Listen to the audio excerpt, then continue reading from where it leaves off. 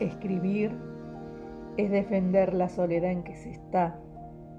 Es una acción que solo brota desde un aislamiento efectivo, pero desde un aislamiento comunicable, en que precisamente por la lejanía de toda cosa concreta se hace posible un descubrimiento de relaciones entre ellas, pero es una soledad que necesita ser defendida, que es lo mismo que necesitar de justificación. El escritor defiende su soledad, mostrando lo que en ella, y únicamente en ella, encuentra. Habiendo un hablar, ¿por qué escribir? Pero en lo inmediato, lo que brota de nuestra espontaneidad, es algo de lo que íntegramente no nos hacemos responsables, porque no brota de la totalidad íntegra de nuestra persona. Es una reacción siempre urgente, apremiante. Hablamos porque algo nos apremia, y el apremio llega de afuera, de una trampa en que las circunstancias pretenden cazarnos, y la palabra nos libra de ella.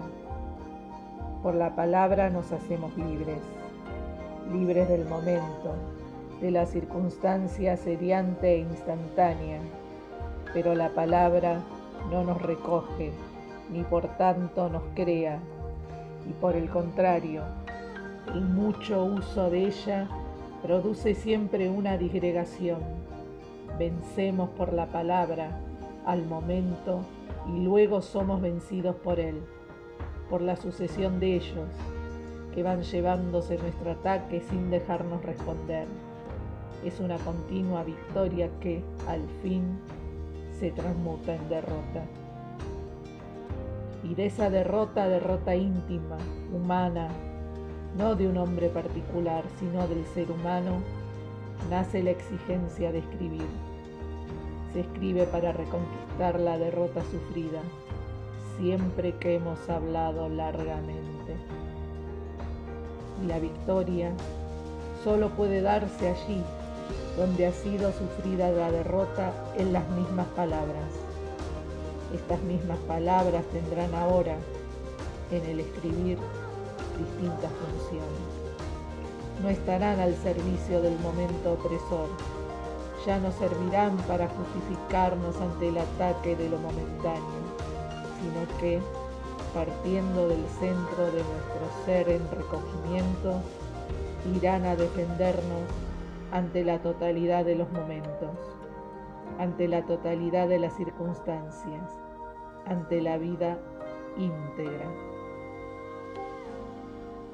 Hay en el escribir un retener las palabras, como en el hablar hay un soltarlas, un desprenderse de ellas, que puede ser un ir desprendiéndose ellas de nosotros.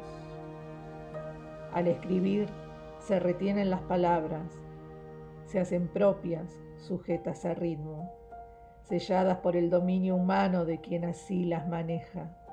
Y esto, independientemente de que el escritor se preocupe de las palabras y con plena conciencia las elija y coloque en un orden racional sabido. Lejos de ello, basta con ser escritor, con escribir por esta íntima necesidad de librarse de las palabras, de vencer en su totalidad la derrota sufrida, para que esta retención de las palabras se verifique. Esta voluntad de retención se encuentra ya al principio, en la raíz del acto mismo de escribir, y permanentemente la acompaña. Las palabras van así cayendo, precisas, en un proceso de reconciliación del hombre que las suelta, reteniéndolas, de quien las dice en comedida generosidad.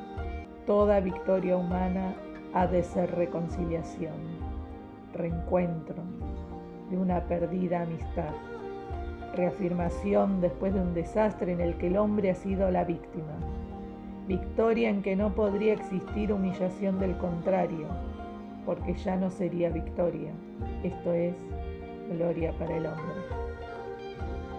Y así el escritor busca la gloria, la gloria de una reconciliación con las palabras, anteriores tiranas de su potencia de comunicación, victoria de un poder de comunicar, porque no solo ejercita el escritor un derecho requerido por su atenazante necesidad, sino un poder, potencia de comunicación que acreciente su humanidad, que lleva a la humanidad del hombre a límites recién descubiertos, a límites de la hombría, del ser hombre con lo inhumano, a los que acude el escritor, venciendo en su glorioso encuentro de reconciliación con las tantas veces traidoras palabras. Salvar a las palabras de su vanidad, de su vacuidad, endureciéndolas, forjándolas, perdurablemente en tras de lo que corre, aun sin saberlo, quien de veras escribe. Porque hay un escribir hablando, el que escribe como si hablara, y ya este como si es para desconfiar, pues la razón de ser ha de ser razón de ser esto y solo esto, y el hacer una cosa como si fuese otra, la resta y socava todo su sentido, y pone en entredicho su necesidad. Escribir viene a ser lo contrario de hablar. Se habla por necesidad momentánea, inmediata, y al hablar nos hacemos prisioneros de lo que hemos pronunciado, mientras que en el escribir se halla liberación y perdurabilidad. Solo se encuentra liberación cuando arribamos a algo permanente. Salvar a las palabras de su momentaneidad, de su ser transitorio y conducirlas a nuestra reconciliación hacia lo perdurable, es el oficio del que escribe. Mas las palabras dicen algo. ¿Qué es lo que quiere decir el escritor y para qué quiere decirlo? ¿Para qué y para quién? Quiere decir el secreto. Todo lo que no puede decirse con la voz por ser demasiado verdad. Las grandes verdades no suelen decirse hablando. La verdad de lo que pasa en el secreto seno del tiempo es el silencio de las vidas y que no puede decirse. Hay cosas que no pueden decirse y es cierto, pero esto que no puede decirse es lo que se tiene que escribir. Descubrir el secreto y comunicarlo son los dos acicates que mueven al escritor. El secreto se revela al escritor mientras lo escribe, y no si lo habla. El hablar solo dice secretos en el éxtasis, fuera del tiempo, en la poesía. La poesía es secreto hablado, que necesita escribirse para fijarse, pero no para producirse. El poeta dice con su voz la poesía. El poeta tiene siempre voz, canta o llora su secreto. El poeta habla, reteniendo en el decir, midiendo y creando en el decir con su voz las palabras. Se rescata de ellas sin hacerlas enmudecer, sin reducirlas al solo mundo visible, sin borrarlas del sonido. Pero el escritor lo graba, lo fija ya sin voz. Y es porque su soledad es otra que la del poeta. En su soledad se le descubre al escritor el secreto, no del todo, sino en un devenir progresivo. Va descubriendo el secreto en el aire y necesita ir fijando su trazo para acabar, al fin, por abarcar la totalidad de su figura. Y esto, aunque posea un esquema previo a la última realización, el esquema mismo ya dice que ha sido preciso irlo fijando en una figura, irlo recogiendo trazo a trazo, afán de desvelar, afán irreprimible de comunicar lo desvelado, doble tábano que persigue al hombre, haciendo de él un escritor. ¿Qué doble sed es esta? ¿Qué ser incompleto es este que produce en sí esta sed que solo escribiendo se sacia? ¿Solo escribiendo? No, solo por el escribir, pues lo que persigue el escritor es lo escrito o algo que por lo escrito se consigue. El escritor sale de su soledad a comunicar el secreto. Luego, ya no es el secreto mismo conocido por él lo que le colma, puesto que necesita comunicarlo.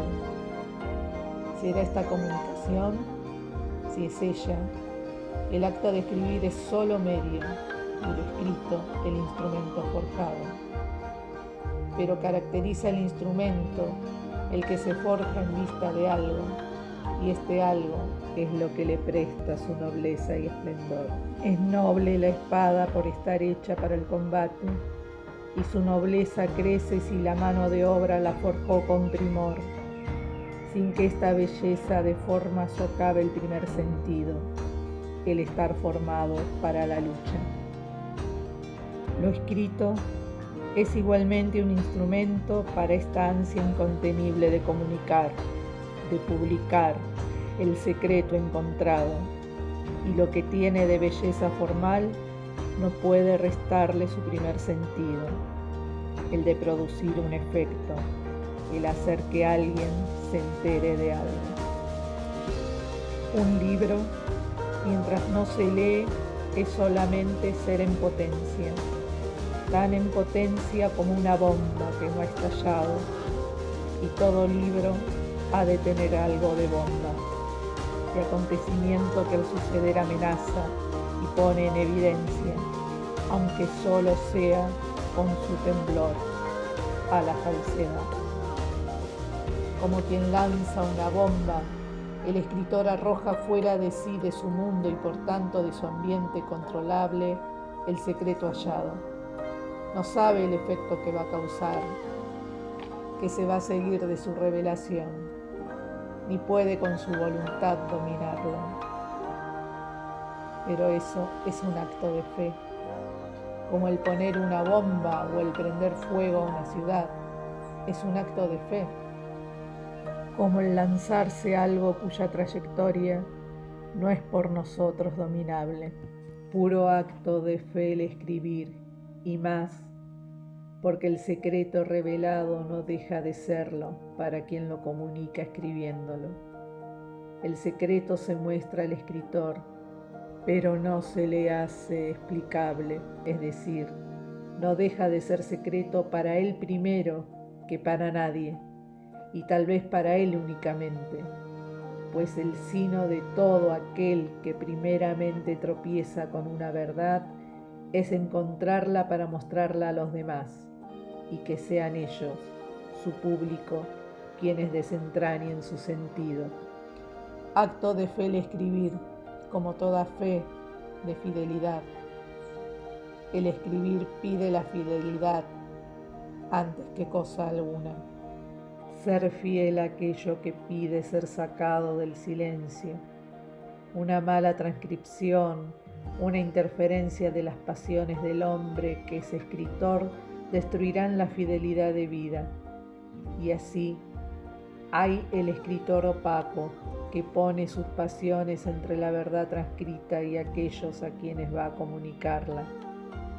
Y es que el escritor no ha de ponerse a sí mismo, aunque sea de sí de donde saque lo que escribe. Sacar algo de sí mismo es todo lo contrario que ponerse a sí mismo. Y si el sacar de sí, con seguro pulso, la fiel imagen de transparencia a la verdad de lo escrito, el poner con vacua inconsciencia las propias pasiones delante de la verdad, la empaña y oscurece. Fidelidad que para lograrse exige una total purificación de las pasiones, que han de ser acalladas para hacer sitio a la verdad. La verdad necesita de un gran vacío, de un silencio donde pueda aposentarse, sin que ninguna otra presencia se entremezcle con la suya, desfigurándola. El que escribe mientras lo hace necesita callar sus pasiones y sobre todo su vanidad. La vanidad es una hinchazón de algo que no ha logrado ser y se hincha para recubrir su interior vacío. Y el escritor vanidoso dirá todo lo que debe callarse por su falta de entidad, todo lo que por no ser verdaderamente no debe ser puesto de manifiesto y por decirlo, callará lo que debe ser manifestado, lo callará o lo desfigurará por su intromisión vanidosa. La fidelidad crea en quien la guarda la solidez, la integridad de su ser mismo. La fidelidad excluye la vanidad, que es apoyarse en lo que no es, en lo que es verdad. Y esta verdad es lo que ordena las pasiones, sin arrancarlas de raíz, las hace servir, las pone en su sitio, en el único desde el cual sostienen el edificio de la persona moral que con ella se forma, por obra de la fidelidad a lo que es verdadero. Así, el ser del hombre escritor se forma de esta fidelidad con que transcribe el secreto que publica, siendo fiel espejo de su figura, sin permitir a la vanidad que proyecte su sombra desfigurándola. Porque si el escritor revela el secreto, no es por obra de su voluntad, ni por su apetito de aparecer él tal cual es decir, tal cual no logra ser ante el público. Es que existen secretos que exigen por sí mismos ser revelados, publicados. Lo que se publica es para algo, para que alguien, uno o muchos, al saberlo, vivan sabiéndolo, para que vivan de otro modo después de haberlo sabido, para librar a alguien de la cárcel de la mentira o de las nieblas del tedio, que es la mentira vital. Pero a este resultado no puede tal vez llegarse cuando es querido por sí mismo, filantrópicamente. Libera aquello que, independientemente de que lo pretenda o no, tenga poder para ello. Y por el contrario, sin este poder de nada sirve el pretenderlo. Hay un amor impotente que se llama filantropía. Sin la caridad, la fe que transporta las montañas no sirve de nada, dice San Pablo. Pero también la caridad es el amor de Dios. Sin fe, la caridad desciende impotente afán de liberar a nuestros semejantes de una cárcel cuya salida ni tan siquiera presentimos, en cuya salida ni tan siquiera creemos. Solo da la libertad quien es libre. La verdad os hará libres. La verdad obtenida mediante la fidelidad purificadora del hombre que escribe.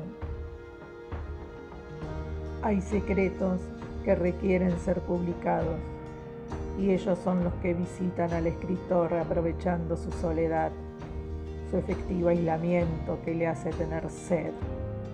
Un ser sediento y solitario necesita el secreto para posarse sobre él, pidiéndole, al darle su presencia progresivamente, que la vayan fijando por la palabra en trazos permanentes. Solitario de sí, de los hombres y también de las cosas, pues solo en soledad se siente la sed de verdad que colma la vida humana. Sed también de rescate de victoria sobre las palabras que se nos han escapado traicionándonos. Sed de vencer por la palabra los instantes vacíos idos, el fracaso incesante de dejarnos ir por el tiempo. En esta soledad sedienta, la verdad aún oculta aparece y es ella misma, la que requiere ser puesta de manifiesto. Quien ha ido progresivamente viéndola, no la conoce, sino la escribe, y la escribe para que los demás la conozcan. Es en rigor, si se muestra a él, no es a él en cuanto individuo determinado, sino en cuanto individuo del mismo género de los que deben conocerla, y se les muestra a él, aprovechando su soledad y ansia, su acallamiento de la algarabía de las pasiones. Pero no es a él a quien se muestra propiamente, pues el escritor conoce según escribe y escribe ya para comunicar a los demás el secreto hallado. A quien en verdad se muestra es a esta comunicación, comunidad espiritual del escritor con su público. Y esta comunicación del oculto, que a todos se hace mediante el escritor, es la gloria que es la manifestación de la verdad escondida hasta el presente, que dilatará los instantes transfigurando las vidas.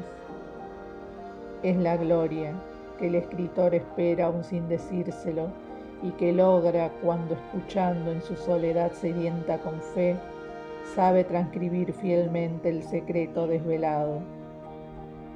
Gloria de la que es sujeto recipiendario después del activo martirio de perseguir, capturar y retener las palabras para ajustarlas a la verdad. Por esta búsqueda heroica recae la gloria sobre la cabeza del escritor, se refleja sobre ella, pero la gloria es en rigor de todos, se manifiesta en la comunidad espiritual del escritor con su público y la traspasa. Comunidad del escritor y público que, en contra de lo que primariamente se cree, no se forma después de que el público ha leído la obra publicada, sino antes, en el acto mismo de escribir el escritor su obra. Es entonces, al hacerse patente el secreto, cuando se crea esta comunidad del escritor con su público. El público existe antes que la obra haya sido o no leída. Existe desde el comienzo de la obra, coexiste con ella y con el escritor en cuanto tal, y solo llegarán a tener público en la realidad aquellas obras que ya lo tuvieron desde un principio, y así el escritor no necesita hacerse cuestión de la existencia de ese público, puesto que existe con él desde que comenzó a escribir. Y eso es su gloria, que siempre llega respondiendo a quien no la ha buscado ni deseado, aunque sí la presente y espere para transmutar con ella la multiplicidad del tiempo ido, perdido por un solo instante único, compacto y eterno.